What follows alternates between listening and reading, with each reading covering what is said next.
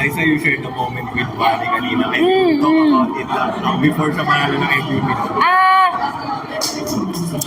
Ang dami rin kasi naming siguro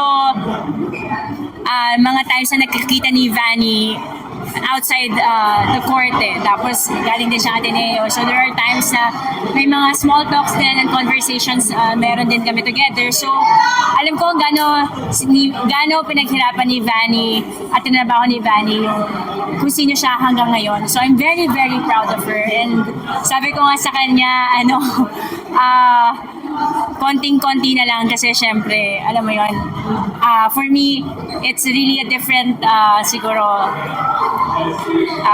playing ground pagdating sa finals, but they've shown that they were really deserving to be here. So sabi ko, konting-konti na lang yan, you'll be able to get your first ever championship. So pero syempre if kami yon, syempre hindi rin kami papayag.